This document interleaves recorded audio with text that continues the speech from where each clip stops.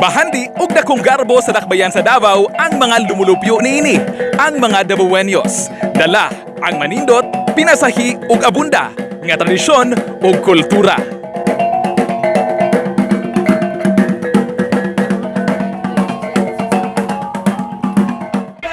Atol sa 34th Karayawan Festival sa Dakbayan sa Davao, bida og highlights ang 11 ka mga tribo nga maoy gigikanan sa mga Davaoenos. Ang tribong Ata o Dwellers in Highlands gikonsiderang mas hanas nga hudong sa katawhan, diin aduna kini gigikanan sa Negritos ug mga Malays. Tribong Iranon na ila isip pinakaisog nga mga pirata sa kalibutan sa mga Malays. Tribong Kagan, ilado sa natad sa agrikultura sama na lamang sa pag-uma ug pagpananom og humay, mais, abaka ug lubi, samtang panagat usab ang panginabuhian ni atong nagpuyo daplin sa baybay. Tribong Bago Buklata, nag-okupar sa gamayng teritoryo nga nahimutang gikan sa Katalunan hangtod sa Kalinan sa syudad. Tribong Maguindanawon, nagsugod sa Maguindanao, apan sa kasamtangan sila makita sagad sa ikatulong distrito sa syudad ug kasikbit nga mga probinsya.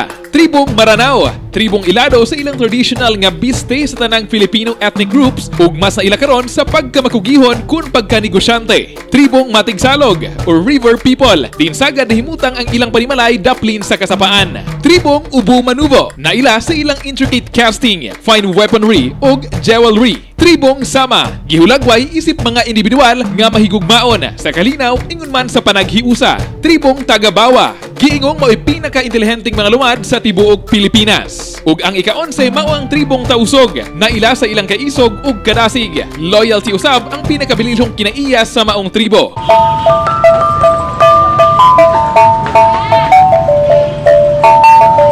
Samtang makabilib si Dato Jaime Epi, 79 anyos, sa tribong Ubu Manubo, nga bisan walay nagtudlo, nagkat-on siya sa instrumentong kulintang, dihang siya 7 anyos pa lamang.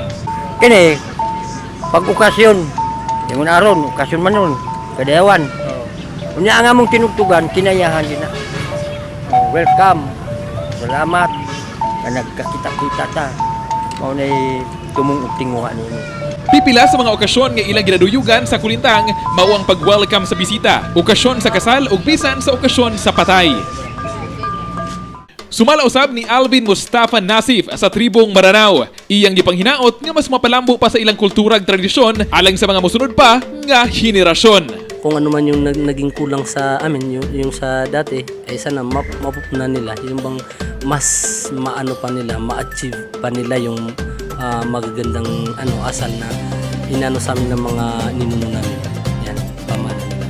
Sa laing bahin, mulingaw ug mutagba usab sa panan-awon sa lokal ug mga bisita. Ang art wall nga gipinturahan kun gipintalan sa mga nagkalahi-lahing pintor kun visual artist sa syudad subay sa Mugna Kadayawan Mural Painting Competition. Kini nagsimbolo usab sa kahanas ug ka-artistic sa mga Davaoenos.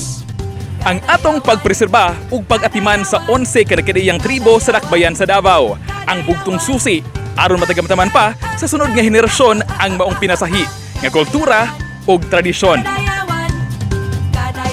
Alang sa Kadayawan sa Davao 2019 special coverage, Radyo Man Kirby Manzon, Tatak Arumen.